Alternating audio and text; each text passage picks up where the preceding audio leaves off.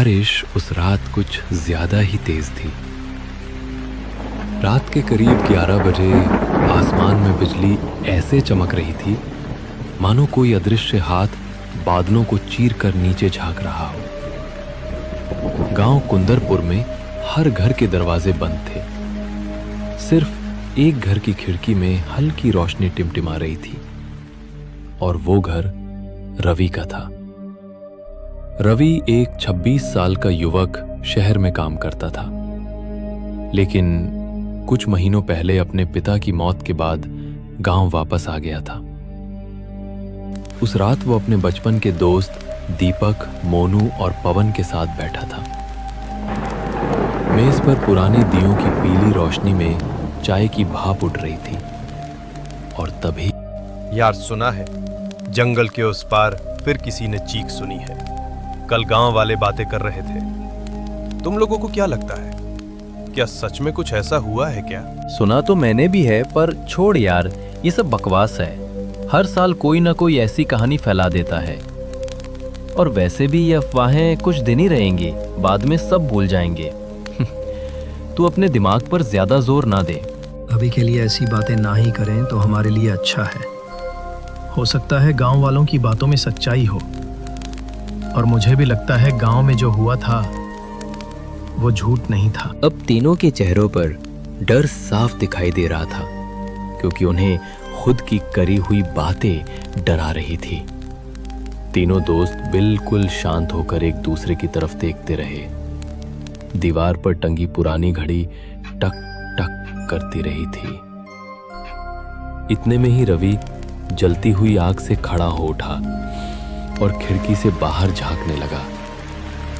उसे बाहर सिर्फ अंधेरा और बरसते पानी की आवाज सुनाई दे रही थी, लेकिन बरसते बारिश और उस रात के अंधेरे में इंसान की आकृति जैसा कुछ दिखाई दे रहा था।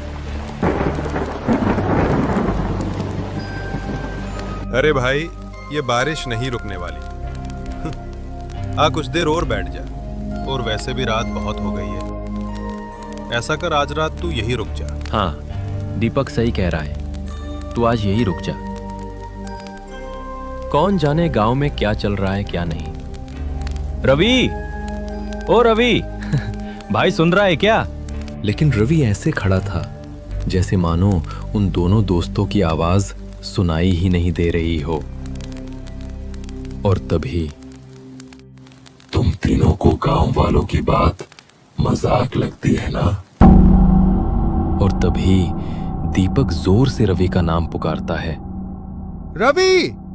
ये कहानी शुरू होती है कुंदरपुर गांव से, जिसके पीछे लगभग 10 किलोमीटर तक फैला एक घना जंगल था। गांव के लोग उसे काला जंगल कहते थे। कहते हैं 50 साल पहले उस जंगल के बीचों बीच कालीनाथ नाम का एक तांत्रिक रहता था। उसने आत्माओं को वश में करने के लिए एक ऐसा अनुष्ठान किया था जो अधूरा रह गया। उस रात के बाद जंगल में कोई गया तो वापस कभी नहीं लौटा। ये बात उस समय की है जब गांव में डर का माहौल बना रहता था, और उसी गांव में 3 दोस्त रहा करते थे। एक दिन बारिश कुछ ज्यादा ही हो रही थी और साथ में रात्रि का अंधकार भी। उस रात तीनों दोस्त आग के पास बैठे बैठे बातें कर रहे थे। चलो ना यार, कल दिन में चलते हैं वहां, देखेंगे क्या है असल में। अरे पता तो चले कि वहां कुछ है भी या नहीं, या गांव वाले ऐसे ही अफवाह फैला रखे हैं।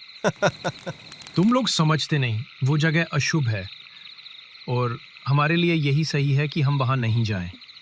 मानो मेरी बात, हमारा वहां जाना ठीक नहीं है। अशुभ है भी या नहीं पता तो चले। वैसे भी हमारे गांव के बुजुर्ग बस डराते हैं। एक बार चलकर देख लेते हैं, जरा हमें भी तो पता चले आखिर है क्या वो। तीनों दोस्त सुबह उस जगह जाने की बातें करके सो जाते हैं। सुबह हो चुकी थी, लेकिन जंगल की तरफ आज कुछ धुंधला सा लग रहा था। सुबह की धूप भी आज थोड़ी हल्की थी और साथ में आसमान भी धुंधला सा लग रहा था। तीनों दोस्त अपनी अपनी साइकिल उठाकर जंगल की ओर चल पड़ते हैं। कुछ दूर चलने के बाद रास्ते में उन्हें कुछ गढ़ों का सामना करना पड़ता है। जैसे जैसे वो जंगल के नजदीक पहुंचते गए, वैसे वैसे उन्हें कुछ ठंडक सी महसूस होने लगती है। चलते चलते वे अब जंगल के बिल्कुल पास आ चुके थे। जंगल के अंदर जाने के रास्ते में एक टूटी फूटी दीवार और एक गेट लगा था, जो शायद कई दिनों से खुला नहीं था। लेकिन दीवार के उस पार बिल्कुल सन्नाटा था। चिड़िया टहनी पर बैठी थी, लेकिन वो शांत थी।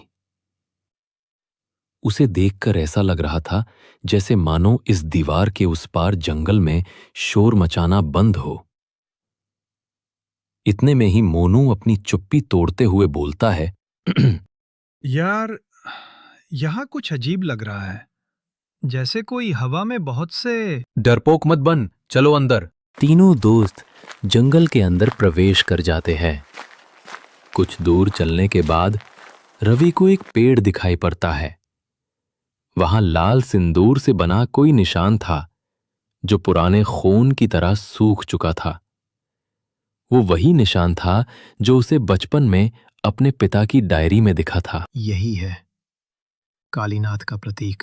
रवि मन ही मन क्या बड़बड़ा रहा है। अरे भाई जल्दी चलो, वरना हमें यही रात हो जाएगी। जैसे ही वे आगे बढ़े, धूप अचानक से गायब हो गई।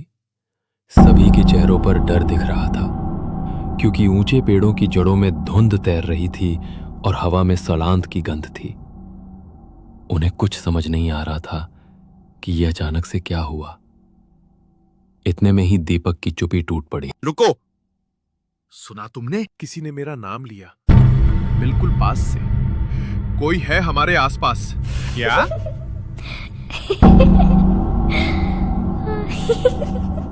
इतने में ही एक धीमी कर्कश हंसी सुनाई दी। कहीं पेड़ों के पीछे से वो हंसी इंसान की हंसी नहीं लग रही थी। दीपक ने मोबाइल की टॉर्च ऑन की, लेकिन रोशनी कुछ फीट तक ही पहुंची।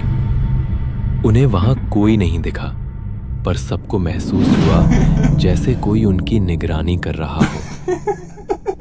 उन्हें रात बहुत हो चुकी थी, तो वे अनदेखा करके आगे बढ़ जाते हैं।